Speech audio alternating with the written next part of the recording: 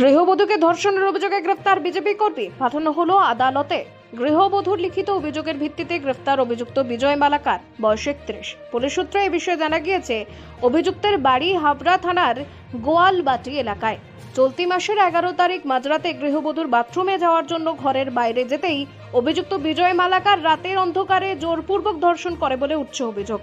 পাশাপাশি পুলিশ সূত্রে জানা গিয়েছে, দীর্ঘদিন ধরে অভিযুক্ত গৃহবধূকে কুপ্রস্তাব দিচ্ছিল সে। ধর্ষণ করে গৃহবধূকে হুমকি পর্যন্ত দেয় অভিযুক্ত, এমনটাই জানা গেছে পুলিশ সূত্রে। পরবর্তীতে চলতি মাসের 16 তারিখে হাবড়া থানায় লিখিত অভিযোগ দায়ের করা হয় অভিযুক্ত বিজেপি কর্মীর বিরুদ্ধে। 16 তারিখ বিকেলে অভিযুক্তকে গ্রেফতার করা হয়। সোমবার 5 দিনের পুলিশি হেফাজত চেয়ে বারাসত আদালতে পাঠানো হয় অভিযুক্তকে। পাশাপাশি অভিযোগকারী গৃহবধূকে এদিন স্বাস্থ্য পরীক্ষা করা হয় হাবড়া হাসপাতালে।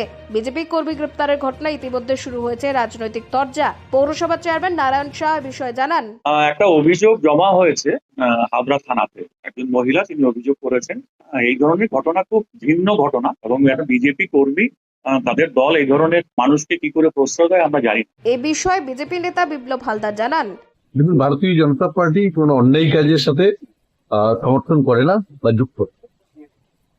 যদি এই ভদ্রলোক আমাদের দলের সমর্থক হন আর তাতে যদি উনি কোনো অন্যায় করে থাকে, তাহলে যা আইনের শাস্তি আছে তাই ভারতীয় জনতা পার্টি মেনে নেবে।